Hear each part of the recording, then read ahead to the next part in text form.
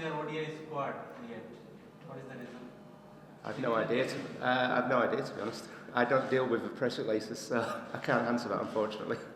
So how do you take this series before the ODI series? How is the preparation? Because you are putting the T20 series. The momentum is in your way. It is. Obviously we're going to take the series very seriously, as I'm sure both teams will.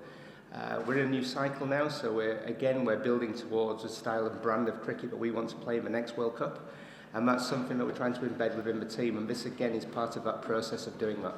So that's exactly what we'll be trying to do. We'll be trying to continue the momentum that we've had from the series at home as well in Sri Lanka, where we played some fantastic cricket, and I'll be encouraging the guys to go out and do the same thing. So the batsmen to go score big runs individually and as a team to learn to put those big scores on the scoreboard, and then obviously the bowlers to keep producing their skills and keep getting better and better.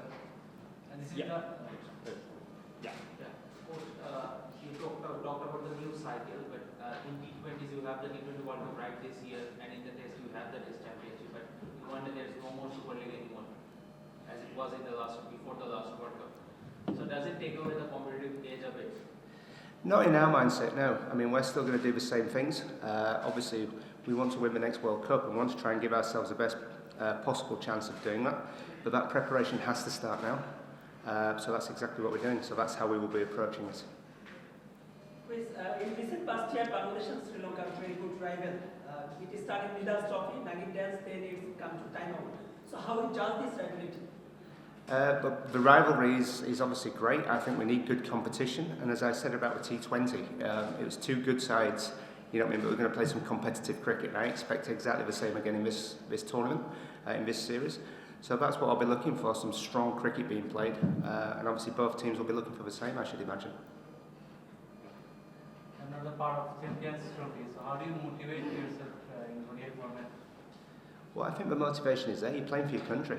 I think you've seen on the field that there's two passionate teams playing for their countries, and I think pulling on that badge, knowing you're representing your country, is motivation enough, and that's exactly what we feel in our dressing room. So the motivation is there. Obviously, as I keep saying, we're building towards trying to win that World Cup and making sure we give ourselves the best opportunity to do so. So we're going to continue to build our team in that fashion. How do you see Kushal Mendis as a leader? Well, I think the results speak for themselves so far. What we have seen is him lead very well on the field. Tactically, he's made some good made some good bowling changes, manoeuvred his field well. Obviously, he's still early into his captaincy, but so far I think everything's been positive, and we've seen some good results. Coach, look like very top.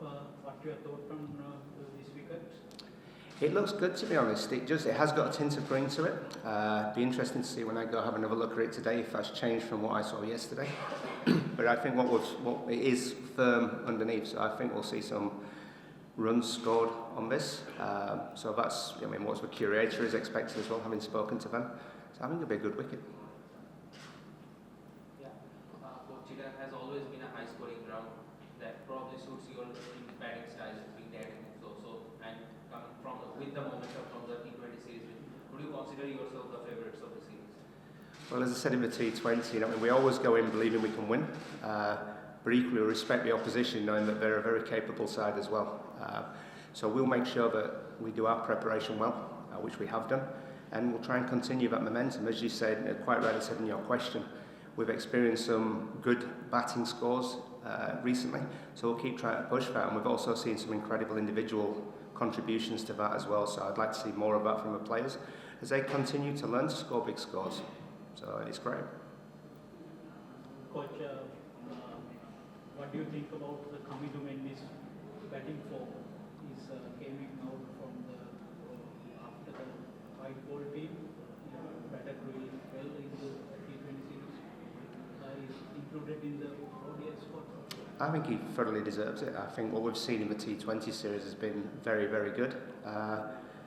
But to be fair to him, ever since every time he's got an opportunity, he's taken it.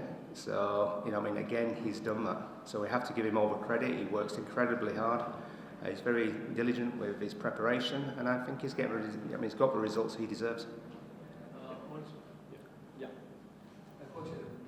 first of all, we have not got the yet. But according to the wicket, you know that wicket structure down.